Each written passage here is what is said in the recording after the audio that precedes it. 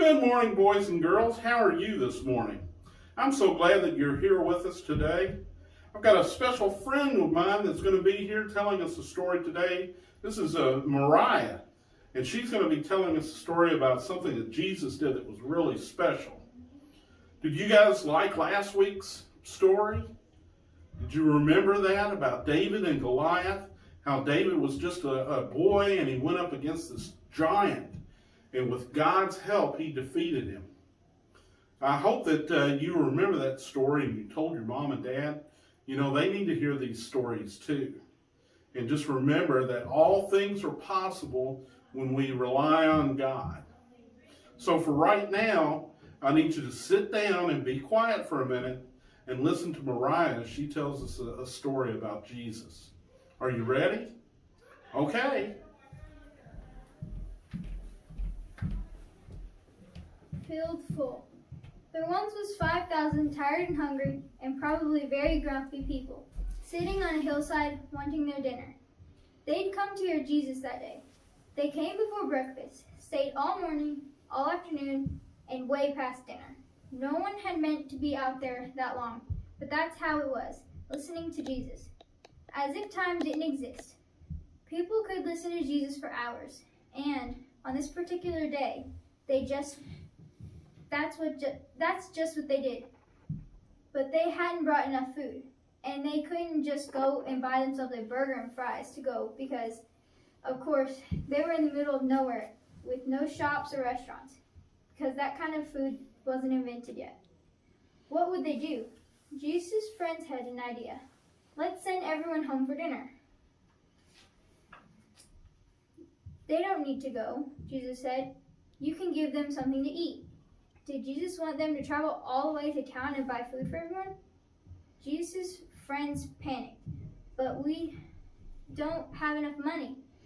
What food do you have? Jesus asked. Go and see. Now there was a little boy in the crowd. He had brought a lunch that his mother had made for him that morning. He looked at his 5 loaves and 2 fish. It wasn't much, not nearly enough for 5,000, but it was all he had. I have some, he said. Jesus' friends laughed when they saw his little lunch. That's not nearly enough, they said. But they were wrong. Jesus knew it didn't matter how much the little boy had. God would make it enough, more than enough. Jesus said, bring me what you have. And so the little boy gave Jesus his lunch. Jesus winked at the little boy and whispered in his ear, watch. How in the world would Jesus feed everyone with just that? Jesus' friend said, because they thought it was impossible.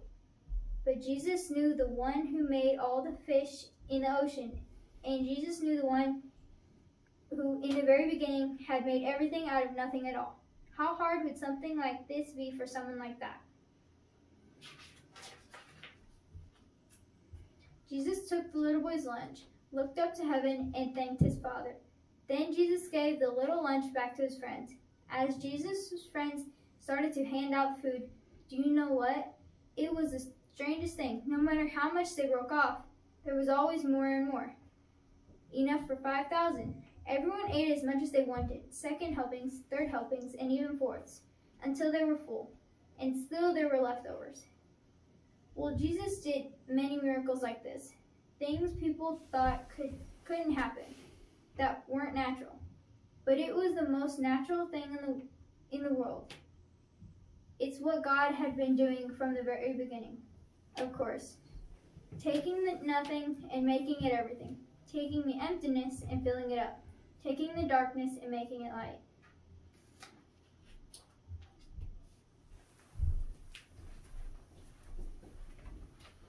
That was a great story. Thank you, Mariah. Did you boys and girls enjoy that lesson? You know, we have to remember sometimes that we want to please God so much that we think that we have to do these big things. But just like the little boy in the story, he didn't have very much to give, but he gave everything he had to Jesus. And then Jesus took that and made it so big that it fed 5,000 people.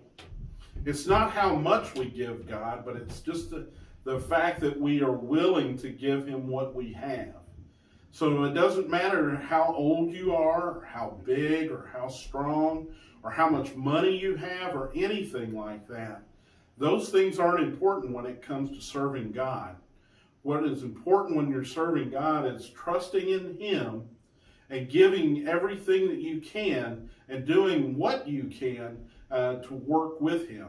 So I hope as you go through this week that you remember that. You know, your prayers do matter. Reading the Bible matters. Going to Sunday school matters. Helping mom and dad around the house matters. Everything that you do matters when you put God in it. So please try to put God in everything you do this week. Until next week, have a good week and take care of yourself. Bye-bye, boys and girls.